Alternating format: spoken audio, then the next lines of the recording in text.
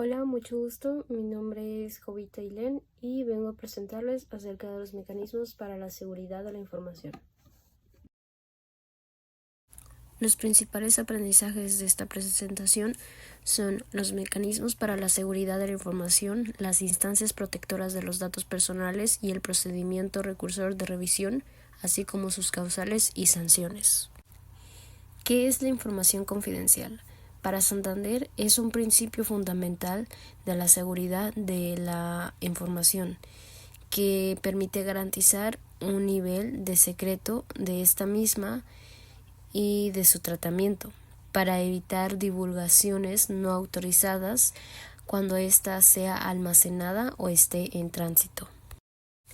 La siguiente información se recuperó de una guía de medidas de seguridad de datos personales del Instituto Duranguense de Acceso a la Información Pública y de Protección de Datos Personales. Estas medidas las definen como el conjunto de acciones, actividades, controles, mecanismos administrativos, técnicos y físicos que permitan proteger los datos personales, tomando en consideración los siguientes puntos. El riesgo inherente a los datos personales tratados, es decir, al valor que toman los datos personales en posesión de terceros. La sensibilidad de los datos personales tratados, que se entiende más como los datos personales más íntimos y que pueden poner en un riesgo grave. El desarrollo tecnológico, esta toma también demasiada relevancia, pues es la que nos permite obtener eficiencia y garantizar la integridad y disponibilidad de la protección de datos personales.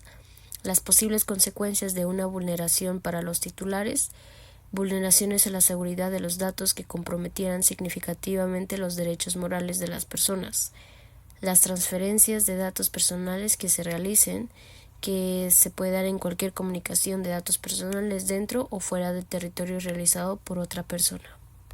El número de titulares es importante porque permite contar con anticipación las atribuciones y la protección de los datos personales conferidos.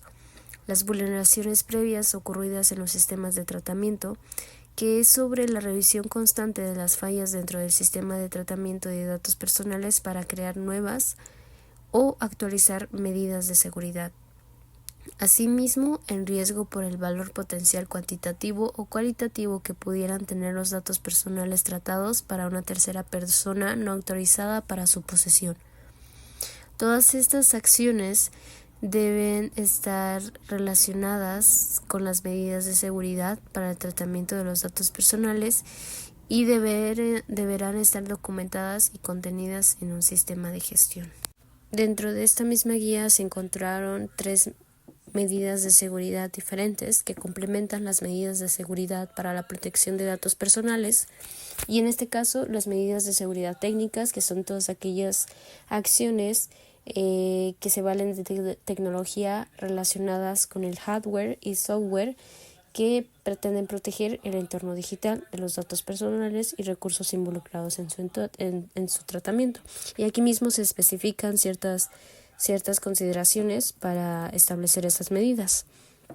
Asimismo, las medidas de seguridad física, que son todas aquellas acciones para proteger el entorno físico de los datos personales, y asimismo vienen algunas consideraciones para determinar estas medidas de seguridad físicas.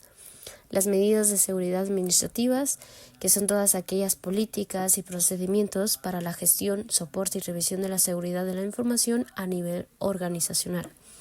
Asimismo, también se vienen ciertos criterios para poder establecer estas medidas de seguridad administrativas.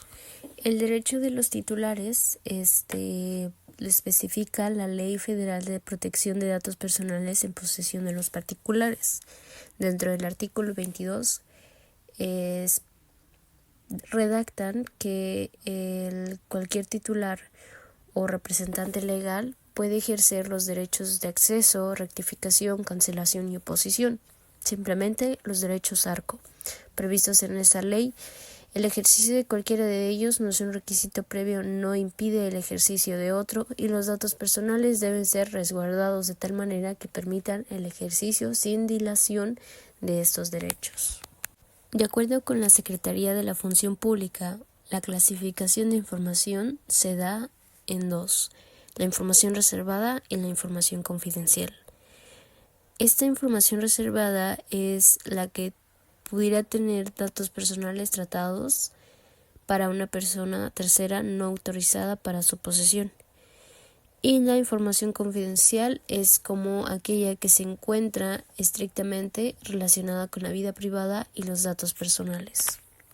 Para interponer un recurso de revisión o denuncia, se consulta la Plataforma Nacional de Transparencia. Es el instrumento digital en el cual podemos ejercer nuestros derechos de acceso a la información y de protección de datos personales. Así también se puede dar por escrito, denunciando la falta de información sobre las obligaciones de transparencia, o se puede hacer a través de un correo electrónico, el cual aparece en pantalla. Dentro de la Ley de Transparencia y Acceso a la Información Pública para el Estado de Baja California se especifican 15 causales de incumplimiento y 3 sanciones diferentes, para lo cual quise destacar 2 primeras fracciones en las cuales van muy de la mano acerca de la información, cuando ésta es incomprensible, incompleta o inaccesible, y en su caso inexistente. Para ello se sancionan de 2 distintas maneras: una multa de 250 a 800 veces el valor diario de la unidad de medida, y la segunda multa de 800 a 1500 veces el valor diario de la unidad de medida.